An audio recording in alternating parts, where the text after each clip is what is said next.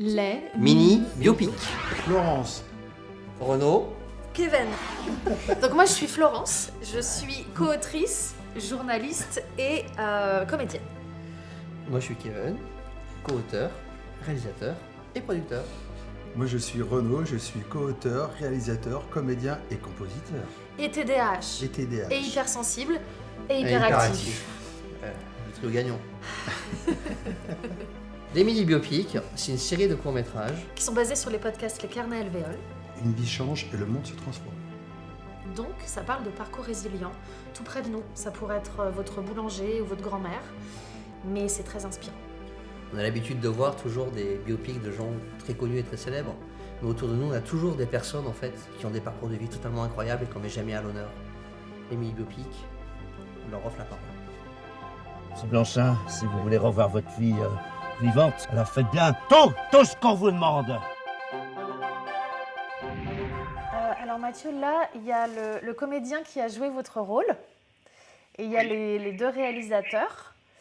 Peut-être qu'on peut échanger autour des enjeux du film, comme on a, voilà. Ouais. Bien sûr. Oui, Et alors, avec plaisir. vous n'avez pas vu le film encore, donc moi je suis Kevin, le co-réalisateur avec Renaud. Vous n'avez pas encore vu le film, donc le film sort en salle le 27 mai. J'aime le rappeler. Dans Le combien Le 27 mai. Le 27 mai. C'est bien. Ouais. Mais il n'y a pas de mai. il y a pas de 27 mai. mai. Donc le film évidemment a été joué par Sylvain Pierre qui est C'est ici. moi, je suis là, enchanté, ravi de pouvoir vous entendre en direct. Parce que j'ai écouté, De beaucoup, même. j'ai écouté beaucoup votre voix sur les carnets alvéoles. Et là, de pouvoir vous entendre en direct, de ressentir votre façon de parler, c'est chouette. Donc merci déjà de ce moment-là. Oui, c'est une expérience singulière qu'on partage là. Oui. Votre BD m'a beaucoup aidé à préparer le personnage, à préparer l'intrigue. Ah, tant mieux, Ouais, oui. ouais. Je l'ai là, ça a été mon doudou pendant une semaine. Ouais. Alors attention, c'est un doudou qui avait des piquants. Hein. Oui, il y a des coins. Ouais. Oui. C'est vrai ça a été une volonté de notre part de ne pas présenter les comédiens, de ne pas vous présenter les comédiens, ni à l'un ni à l'autre en fait. C'est le scénario qui compte. Nous, c'est une libre adaptation évidemment de ce que vous avez d'abord. Parce que nous, d'abord, on s'est inspiré d'abord des Carnets Alvéoles et ensuite il y a eu l'interview avec Renaud pour l'écriture des scénarios et après l'écriture des scénarios qu'on a développé. Moi, volontairement, je ne me suis pas mis du tout dans les interviews parce que justement, c'est un regard à trois et c'est vraiment volontaire. Et c'est une vraie force de une vraie volonté de notre part aussi que les comédiens n'interagissent pas en fait avec les alvéoles, hein, comme on l'appelle, justement pour interpréter ce rôle-là. Et toi, du coup, Sylvain, comment tu as interprété ce rôle-là quand on a proposé ce rôle? Comment tu l'as par rapport à cette histoire incroyable en fait qu'a vécu Monsieur Blanchin? Comment tu l'as... C'est Renaud qui est venu vers moi et en fait quand il m'a raconté un peu le pitch et le fond du film, ça m'a parlé, ça a résonné puisque il y a quelques années quand j'avais 18-20 ans, j'ai eu cette sensation aussi de sortir de moi et de voyager en moi. Et quand j'ai écouté Renaud, j'ai lu le personnage, que j'ai lu le scénario, j'ai lu également votre BD. Il y a plein de ponts qui se sont faits avec un état psychologique que j'avais en moindre effet. Mais en tout cas, ça m'a parlé, ça a parlé à mon moi plus jeune. Et en plus, c'était l'année dernière, j'avais envie de rencontrer de nouvelles équipes, de travailler avec des nouvelles formes de fiction. Et il n'y a rien de plus exaltant de travailler à partir de quelque chose de vrai, de concret, qui est arrivé vraiment à quelqu'un. Ça, c'est ce qui m'a plu. On est dans une mi-fiction, mi-réalité et surtout totale. Enfin voilà, le fond est complètement vrai puisque vous l'avez traversé. Et donc ça m'a porté pour le préparer. Mathieu, on voulait vous demander comment les choses avaient évolué depuis notre petite interview alvéole. Alors comment les choses évoluent c'est tellement intense la vie, je trouve, ces dernières années que je dirais plutôt bien, mais avec beaucoup de tumulte. Ok. Le coma que j'ai vécu il y a plus de 20 ans maintenant a des conséquences aujourd'hui sur ma vie familiale. D'accord. Ok. Est-ce que vous avez envie d'en parler ou vous préférez ne pas aborder ce sujet et juste évoquer Oui, ce que je peux dire, c'est que entre 2002 et 2012, mon épouse a été à mon chevet, puisque j'ai vraiment été rétabli au bout de 10 ans, dans tous les sens du terme, c'est-à-dire au sens physique et psychique. Avec la perception d'une vie nouvelle qui commençait, mais seulement au bout de 10 ans. Et pendant ces 10 années-là, mon épouse avait entre 30 et 40 ans. Donc elle a passé 10 ans de sa vie à s'occuper de moi comme un enfant, en fait, et de nos enfants en même temps. Et c'est ça, une des conséquences, parce que c'est pas le seul facteur, bien sûr, il y a toujours beaucoup de facteurs dans une vie, même s'ils ne sonnent pas toujours deux fois. La conséquence, c'est que c'est un éloignement vis-à-vis de moi aujourd'hui, alors qu'elle a 50 ans. C'est-à-dire, il y a eu entre les deux, je ne peux pas trop détailler, mais il y a eu un télescopage d'événements, mais elle a envie de vivre ses 30 ans maintenant, si je fais un raccourci. Voilà. Elle a besoin plutôt de vivre ses 30 ans maintenant, et je peux comprendre ça. C'est difficile, mais je peux le comprendre. D'accord. Ouais. Et avec les enfants, est-ce qu'il y a eu...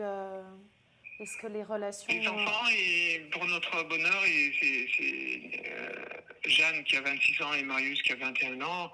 Pour notre bonheur, ils sont très communicants avec nous. Et la relation est fluide en général.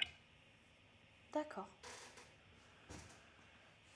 Merci pour la confiance et le partage.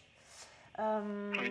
Est-ce que vous avez envie d'évoquer aussi des choses par rapport aux bandes dessinées et de toute l'évolution dans la transmission du coma et de ce que vous avez pu vivre depuis... Oui, alors comme je continue à être invité dans des cercles médicaux, et notamment par les urgentistes, les médecins qui sont plus en relation avec l'urgence vitale tout au long de l'année, certains médecins continuent à organiser des événements comme par exemple il y a eu une expérience par exemple formidable qui s'est jouée à l'université de Montpellier-Nîmes. C'est le médecin urgentiste Gérald Schank qui a organisé des rencontres étudiants et auteurs, autrices de bandes dessinées qui ont parlé de leur santé.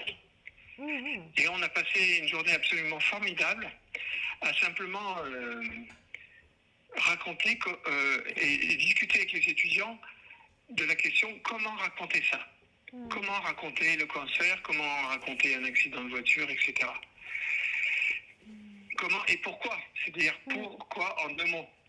Et je peux témoigner que ces 2 journées-là à l'université de Montpellier étaient extraordinaires de surprise et de gratitude partagée, puisque ces étudiants en médecine qui s'accrochent pour faire un petit peu d'éthique médicale, ils sont très minoritaires parce qu'ils n'ont pas le temps, ils sont malmenés, maltraités par leurs études qui sont sous pression.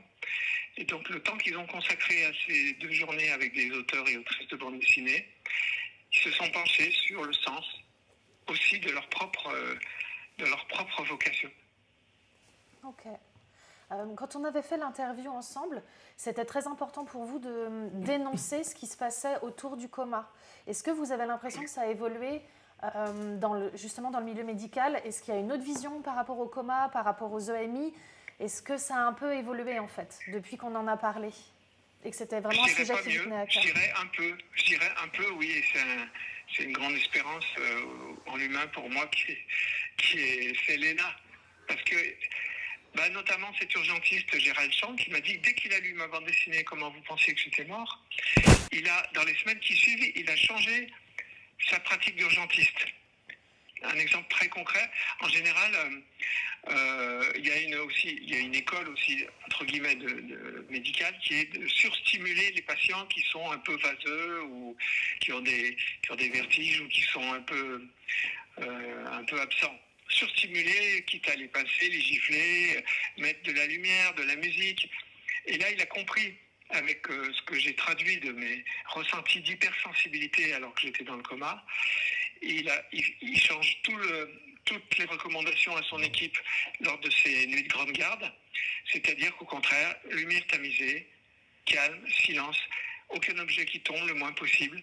Toutes ces stimulations qui peuvent être perçues de façon extrême quand on est dans le coma.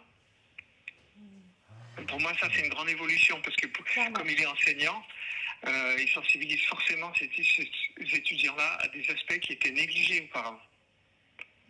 Alors qu'ils sont primordiaux quand on vit l'expérience. Absolument. Ok. Oui. C'est incroyable, hein. Ouais, c'est incroyable. C'est génial. Ouais. C'est une révolution. Oui. C'est une révolution, ouais. Vraiment. En cours, oui, tout à fait. Ouais. On se demandait comment c'était de passer le cap, de raconter son histoire en interview, en BD. Ok, c'était déjà le Oui. cas. Mais le fait de parler de façon, en podcast de son parcours, comment ça s'est passé? En fait, à chaque fois que je suis sollicité, que ce soit familialement ou comme ça en interview avec vous, à chaque fois, en fait, ça me fait faire une espèce d'actualisation de mes pensées des derniers mois à propos de cette histoire. Enfin, des derniers mois, enfin de la vie, dans la vie courante, c'est quelque chose qui revient souvent comme un flux et comme un reflux de souvenirs. Et c'est-à-dire, ça questionne comment ma mémoire joue avec ça. Et comment ma vie affective et sentimentale joue aussi avec ça. Parce que, par exemple, le titre du livre, c'est peut-être une bonne réponse. Le titre du livre, il aurait changé si j'avais dû le choisir aujourd'hui. Ça serait plutôt quand j'ai découvert que j'étais si vivant. Il y a une espèce d'évidence, mais qui n'était pas la même évidemment quand j'ai dû choisir le titre en 2015. C'était un autre moment de ma vie aussi, et là aujourd'hui, je l'appellerais comme ça. Encore comme ça, oui. Quand j'ai découvert que j'étais si vivant. Et ça me fait... c'est comme c'est-à-dire que c'est un terreau, il y a eu plein de graines en même temps que des épreuves extrêmement douloureuses. Il y a eu beaucoup de graines dont j'ignorais la présence et qui fleurissent aussi aujourd'hui. Alors il y en a certaines, comme j'évoquais au début de la conversation, qui se fanent un peu prématurément à mon goût. Mais il y a aussi des fleurs, des plantes qui sont des arborescences, qui sont comment dire ça, des développements de ma vie inimaginables dans la merveille perçue et dans les trésors de rencontres que je peux faire Donc en fait, en parler, c'est vivant. Je suis jamais en train de répéter, enfin justement pour mon épouse par exemple ou pour mes proches, ils connaissent tellement par cœur tout ce que je peux dire, alors qu'ils écoutent plus comment je pourrais le dire maintenant différemment parce que ils en peuvent plus de cette histoire. J'ai 2 questions, moi, je vois. Bien sûr. Et Mathieu, j'avais envie de savoir, est-ce que vous avez relu votre BD quand vous pensiez que j'étais mort? Et deuxième question, dans quel état ça vous plonge de vous reconnecter à ce moment-là de votre vie? Alors, toutes mes bandes dessinées, je les relis quelques jours après l'impression. Enfin, je les lis parce que je les ai jamais lues vraiment totalement dans la continuité qu'offre le livre. Dans la continuité, et puis aussi cette espèce d'harmonisation c'est un livre, on peut l'avoir entre les mains, alors que les planches, c'est un gros bazar souvent, avant qu'elles soient livrées.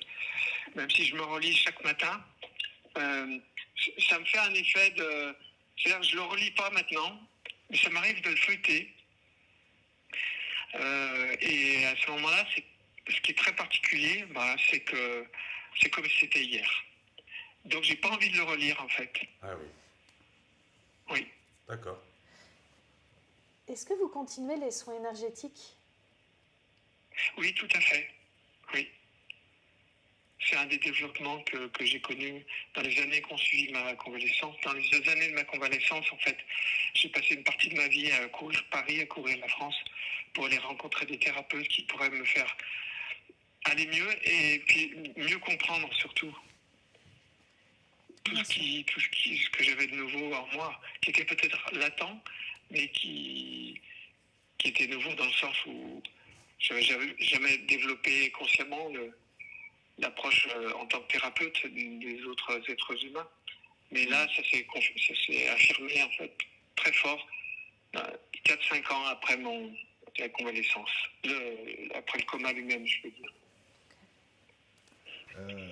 Et donc vous avez appris, parce que dans l'histoire, il y a l'histoire du Sioux, ou du chaman plutôt, c'est ça? Les hommes médecine algonquin. Et cet homme médecine algonquin que j'ai rencontré, ce qui était merveilleux pour le petit garçon qui avait adoré les histoires d'Indiens quand il était petit, c'est un Indien qui parle français. Il parle le québécois. D'accord. Et alors, C'est étonnant. il préfère qu'on l'appelle un homme médecine qu'un chaman. C'est encore un truc de blanc, les chamans. Voilà. D'accord. C'est un homme chat. Et en fait, ma pratique aujourd'hui de soins énergétiques, c'est un toucher-voir, c'est-à-dire que je sens par les mains et par le front, je sens ce qui est trop lourd et ce qui est à retirer des personnes pour mettre, je dirais, j'emporte les poubelles au recyclage d'un côté, et d'un autre côté, je sens aussi les vides d'énergie à revitaliser chez la personne. Mais je ne le fais pas avec mon énergie, je le fais, c'est comme si j'avais des clés pour aller dans la salle des machines où il y a l'énergie, et je rouvre les vannes. Voilà. Et ça, je le fais avec tout ce que j'ai appris. C'est comme tous les thérapeutes, on fait sa recette, c'est-à-dire ma rencontre à plusieurs reprises des Amérindiens. Et puis aussi des soins énergétiques, comme j'ai pu apprendre tel que Marie-Lise Labonté elle les a canalisés pendant les années 90. J'ai eu plusieurs formations, et puis après, comme j'habite Montreuil, il y a une vie culturelle extrêmement intense liée à la présence du communisme pendant très longtemps. Et il y a beaucoup d'initiations dans beaucoup de domaines. Donc j'ai fait 3 années de suite, j'ai appris les bases du shiatsu. Donc il m'arrive aussi de masser des personnes. Et après, masser physiquement, quoi. Et si elles le souhaitent. Ça arrive donc que je sépare les deux choses d'ailleurs. Il y a des personnes qui viennent juste pour se faire masser, et d'autres juste pour que je voyage dans leur corps énergétique et que je leur dise ce que je rencontre. Parce que je fais pas de la magie, je raconte tout ce que je trouve. Et parfois c'est des déclencheurs de maladies graves. Et il y a un ami psy qui me demandait, pour m'adresser des personnes, dans quoi j'étais fort pour soigner les gens. Et alors maintenant je peux le dire, c'est arrivé 4 fois que des femmes viennent me voir avec un désir d'enfant après la quarantaine, et elles avaient tout essayé en médecine classique et scientifique, ça marchait pas. Et quelques semaines après m'avoir rencontré, alors je dis, elles étaient enceintes. Alors, c'est-à-dire que à ce moment-là, je fais attention, c'est-à-dire que je ne suis pas forcément, peut-être que j'ai contribué à la chose, mais je ne suis pas le seul déclencheur. L'humilité et de rigueur. Bien sûr. Vous êtes le papa de nombreux enfants. Oui, Vous êtes un homme généreux. Bravo. On aurait plein de questions, mais on ne va pas vous retarder non plus. Est-ce que vous auriez un message à transmettre actuellement, peut-être un message inspirant que vous avez envie de transmettre Oui, j'ai aux regardé les interlocuteurs questions. En fait, ici et ailleurs? je dirais, quoi qu'il arrive, j'ai intérêt à m'aimer davantage chaque jour. C'est beau. Et à m'aimer et aussi me comprendre davantage chaque jour. Parce que quoi qu'il arrive dans la vie, ce sera toujours utile. Magnifique. Et je rajouterais aller au cinéma le 27 mai. Volontiers. En tout cas, merci beaucoup de votre confiance, de nous avoir confié votre histoire, et pour qu'on en fasse le film Mathieu Coma City avec un K, parce qu'on s'est inspiré quand même de Sin City aussi pour faire le film derrière, et c'était important pour nous, puis de vous avoir aussi, et puis d'offrir cette interview-là aussi au public, parce que c'est touchant pour nous aussi de vous avoir aussi aujourd'hui, et puis qu'on puisse échanger aussi avec le public et vous pour communiquer justement cet élan de vie en fait qu'on a en commun. Voilà, merci beaucoup. Merci à vous, c'est très stimulant de parler avec vous. Voilà. Je vous souhaite le meilleur d'ici notre rencontre en vrai. Exactement. Oui. Oui. Bah, merci beaucoup Mathieu, puis bon train, et puis bonne signature ce week-end alors. Hein. À bientôt. À À bientôt, merci. À bientôt. Au Bonne revoir. journée. C'était cool de pouvoir parler avec elle. Ça te fait quoi toi d'écouter le personnage que tu as interprété? C'est un... Comment dire? J'aime l'idée de sa confidence et surtout d'entendre sa sensibilité en direct et de me rendre compte, parce que ce que j'avais noté dans les carnets d'Alvéole, c'est qu'il est devenu quelque part très bavard de son expérience et je vois qu'il continue à être bavard, à être généreux en témoignages, en commentaires. Il aime parler de sa vie, aujourd'hui sa révolution, de ce que ça provoque. D'ailleurs, je voulais lui demander s'il avait vendu beaucoup de livres, parce que j'ai l'impression que cette BD a aussi une vertu auprès des professionnels, auprès des gens qui traversent ça à moindre échelle. Ouais. C'est vraiment un bel objet qui est... voilà, C'est le qui pognon qui transmet. t'intéresse. C'est la diffusion. C'est la diffusion le 27 mai au cinéma. C'est ce qui me tient à cœur. Est-ce que ça a créé un truc, ça a révolutionné des choses pour toi, tu vois, au niveau émotionnel ou sur ton parcours? Est-ce que ça a modifié des choses après avoir incarné son personnage? Oui, bien sûr. En fait, déjà, ce qui m'a plu, c'est de rencontrer une nouvelle équipe et de pouvoir travailler avec vous et puis de vous confier ma sensibilité, ma vulnérabilité. Et puis, j'aime travailler aussi dans une énergie parfois en urgence, parce que je pense que c'est là où l'instinct travaille le mieux. Tu m'avais raconté un truc, tu vivais un truc, peut-être pas dévoiler les trucs, les situations, mais tu étais sur un spectacle Oui. et ça avait, si tu te souviens pas, mais tu t'avais révélé des trucs sur la transformation, de comprendre des choses, etc., dans les relations. Je dirais que mon personnage un peu de super déni, Ouais, voilà, le déni, Voilà. c'est ça. C'est ça. en fait, il a travaillé, loin, où j'habite, puisque quand je suis remonté chez moi, je me suis rendu compte que plein de masques étaient tombés et que Super Denis avait travaillé Voilà. et que maintenant, le ménage avait été fait auprès C'est de ça, certaines voilà, c'est ça que personnes. tu m'as raconté. Et donc ça m'a, je me suis dit, tiens, je suis content, il faut que je me casse de chez moi pour que les choses s'éclairent. Donc ton personnage de Mathieu, finalement, avec C'est les personnages de les mec. Ouais, personnages, les- il y en voilà. a deux, Il y en avait t'as deux. deux personnages, dont Monsieur Denis, C'est ça. Super Denis, je sais pas comment Super Denis. Super Denis, et en fait ça t'a parlé, quoi. C'est comme si tu avais toi-même. C'est ça, ça a provoqué des choses. Voilà, c'est ça. Dans mon rapport social chez moi, donc sur Soissons, j'habite Soissons. Et c'est ce qui m'a troublé, parce qu'en fait, j'avais passé une semaine très riche Ouais, c'était avec intense. vous. Ouais. Et quand je suis remonté, j'étais encore plein dans l'émotion de ce qu'on avait traversé. J'étais content d'avoir un tournage qui dure, de pouvoir faire mon travail, de pouvoir aimer les gens avec qui je travaille aussi. Et je me suis rendu compte aussi en remontant que, mais ici aussi ça a travaillé, dis donc. Voilà, et ça m'a permis d'ouvrir les yeux sur des relations que je pensais saines, claires. Et en fait, elles se sont encore plus clarifiées, encore plus assainies après ce tournage. Ce que j'aime dans les projets, c'est la synchronicité avant, pendant et après. Et notamment avant, quand j'ai commencé à me servir donc, de cette BD, la première ligne, c'est Marius à 3 ans. Et mon fils aussi s'appelle Marius. Donc le nombre de ponts et de synchronicités évidentes C'est marrant. qui sont présentées à moi, ça c'est canon. Ça, c'est ce que, Ouais, c'est ce que génial, j'aime. génial. Enfin, ce film-là est quand même assez étonnant parce que c'est quelque chose qui nous touche tous. Évidemment, c'est la mort. Et là-dessus, il y a plein d'histoires en fait qui toucheront plus ou moins d'autres personnes, mais ça touchera tout le monde et tout ce qui existe sur Terre quoi qu'il arrive. Et ça, c'est vraiment ce lien-là en fait, mais qui nous réunit. Et on a essayé en tout cas avec ce film de passer outre en fait cette fin inexorable et justement que ça continue quoi qu'il arrive. Voilà. Et que la vie était plus forte que le reste. Voilà. Et on a essayé quand même de faire ça aussi.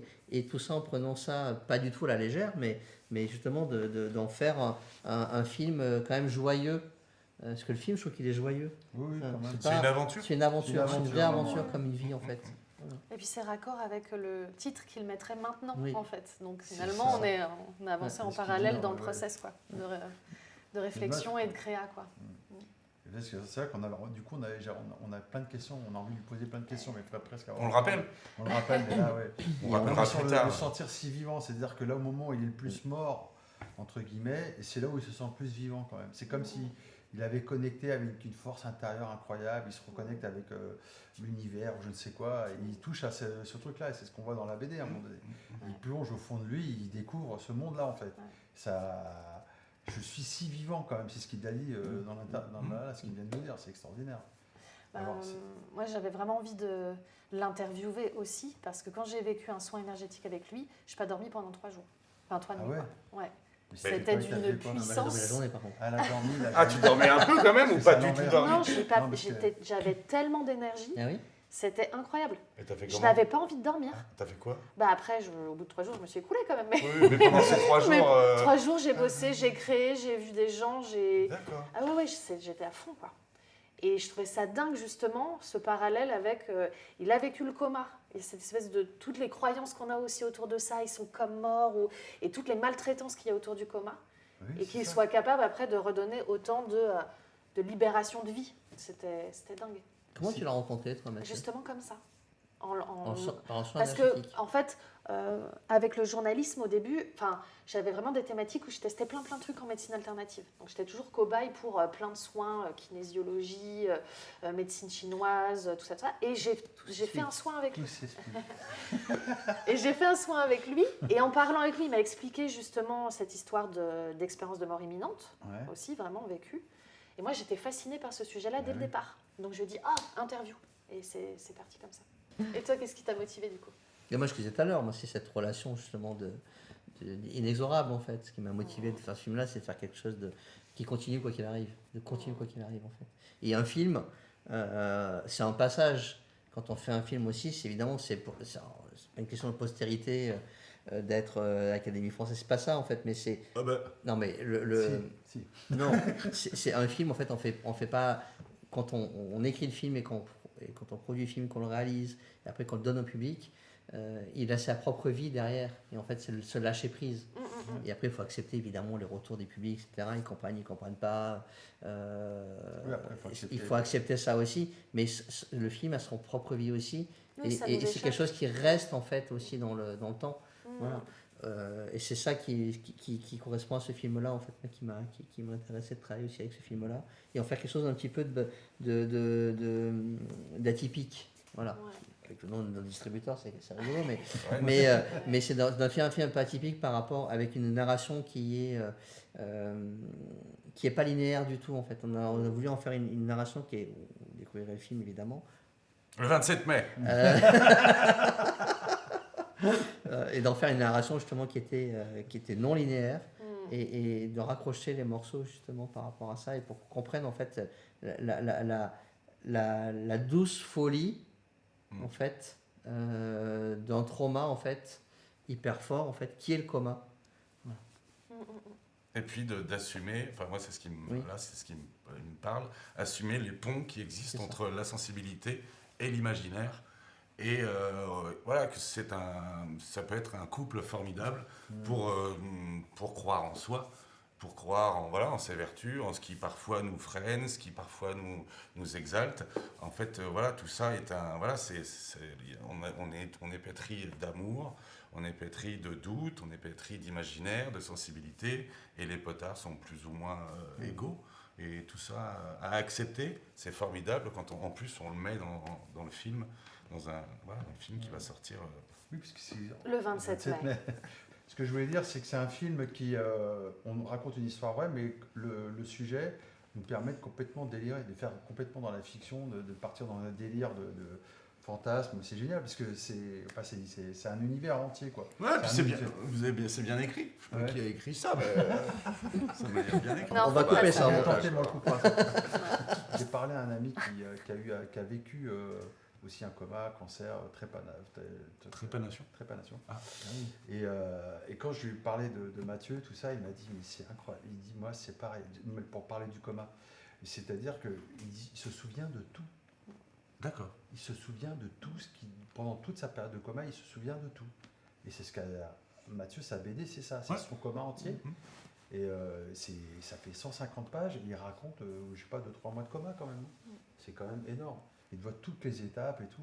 Et c'est du beurre en fait ce truc-là, parce qu'il y a tellement. On pourrait faire un long métrage, on n'avait pas assez de. Le coma de Mathieu, il a duré 3 mois.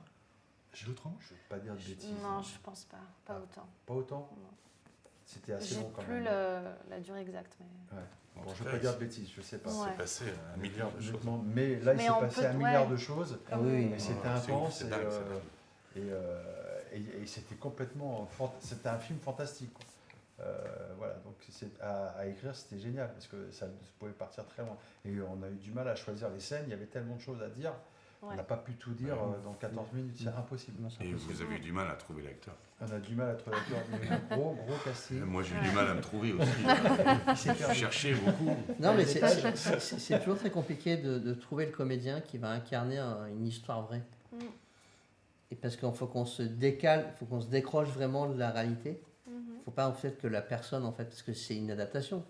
Donc, Oui, faut- on cherche donc, pas à coller on cherche pas du complètement tout à à la coller à la réalité, réalité. On interprète. Et on interprète, et même dans le tournage, ce qui est drôle, c'est que moi, c'est toujours moi qui dis ça, sur le tournage, quand on est tous les trois, Florence ou on, il dit « Ouais, mais c'est pas passé comme ça ». Et moi, je dis « Mais on s'en fout, on raconte une histoire Oui, ». Hein, On on s'attache s'attache pas aux précis, détails précis, etc. Parce que l'émotion, elle peut venir aussi par ailleurs, la même émotion en fait qu'elle peut venir du personnage, Oui. et on l'adapte en fait, Oui, oui. et pour que ça colle au mieux possible dans le cadre d'un tournage et d'un film. Et puis on parle à l'imaginaire et à la sensibilité aussi voilà. des protagonistes, des spectateurs qui viendront voir ce film le 27 mai, voilà. C'est ça. tout simplement. Je crois qu'il est pire que moi. T'as trouvé ton maître. Respect. Est-ce qu'on a des petites anecdotes de tournage? Alors moi j'ai une image que j'ai adorée, c'est quand... non, ça va pas spoiler. C'est quand on s'est retrouvé à porter un accessoire Ah oui. très fort et au milieu d'une vague de touristes dans un endroit très touristique et que nous on était comme ça et poussez-vous s'il vous plaît, poussez-vous. Qu'en plus il y avait une partie du décor et il y avait tout le matériel, il y avait toute l'équipe et vraiment on était une colonie de vacances et évidemment on n'avait aucun scrupule à dire poussez-vous, on sait ce qu'on fait. Et c'était le cas d'ailleurs, on savait ce qu'on faisait. Complètement, on était en Oui. maîtrise Ouais, totale puis de on avait- l'environnement et de... On avait le Sioux qui nous attendait en haut de la montagne Exactement, dans tout à sa fait. cabane. Tout à fait. Qui est ce Sioux C'est vrai, qui est ce Sioux Mais Je qui sais pas. est-il? Qui est ce Qui Sioux se soucie de ce Qui Sioux se soucie de ce Sioux Mais effectivement, cet accessoire, Qui se soucie C'était- de ce Sioux c'était assez étonnant. Ouais. Tu sais, de la manière dont on a tourné aussi. Ouais. C'était à la volée. C'est ça. C'était complètement la volée. Mais moi, je connaissais le cadre, donc moi, je connaissais le lieu, etc. J'y allais beaucoup quand j'étais Il y avait petit. un côté aventure quand même. Mais il y avait un côté Expédition, aventure. Ouais. Et puis On était dans le thème, quoi. dans une Nous aussi, bulle, on vivait un était process vraiment- un peu voilà, on était onirique, dans étrange. une bulle, dans une aventure avec ses contraintes, avec ses moments de joie, parfois de panique, parfois d'urgence. Mais c'est faire un film, ça, c'est vraiment Oui. cool. Moi, ce que j'ai bien aimé aussi, c'est j'adore mon côté bipolaire, tripolaire, quadripolaire, mais c'est de devoir régulièrement changer entre les deux personnages. Et peu importe si on est dans un endroit où il y a un peu de confort pour me changer, ou si on est dans un endroit où il n'y a pas du tout de confort pour se changer, et de devoir alterner comme ça. En tant que comédien, ça je me Sur la régale. corniche, c'était marrant. Oui, voilà, sur la corniche, c'était rigolo de devoir traverser le boulevard avec plein de voitures partout. Et il me voit me faire l'aller en costume et le retour en cape, et dans un bouchon en plus. Enfin voilà, c'était. Je n'avais pas connaissance de la date de sortie, mais si je l'avais eu, j'aurais fait des pancartes. Mais c'était cool pour nous de pouvoir aussi mettre en image des espaces mentaux. Moi, je l'ai beaucoup vécu en théâtre, d'avoir tous ces espaces-là où tu peux faire venir des fantômes, d'autres personnages dans ta tête. Et là, de le mettre en image vraiment en mode film, c'était hyper intéressant, quoi. Enfin, c'est vraiment la force du truc, quand même. C'était cool. C'est beaucoup plus dur de visiter l'intérieur, c'est-à-dire de faire de l'introspection Ouais. et de ces espaces mentaux, machin, que d'aller explorer l'espace. En Absolument. gros. Ouais. C'est illimité. L'esprit, il est sans limite. On Ça le que voit avec j'adore. vous. Et puis pour la petite dimension quand même sociale et politique, là, Oui. qui tient à cœur Ok. aussi. pancartes. Lui, il y a la BD. Pancarte. Nous, on a le film, mais du coup, par le côté artistique, on arrive à dénoncer des choses aussi vraiment dans ce qui se passait, comme il le disait, dans le milieu médical, et faire aussi connaître tout ce qui se passe au niveau du coma. Enfin, c'est hyper important. Et nous, on le fait par ce film-là. Donc, il y a toujours un enjeu intime et politique. Enfin, voilà, à chaque fois. C'est essentiel. Allez, on Clap de fin ? Allez, clap de fin. Et ben Merci. voilà, c'était Merci bien. beaucoup.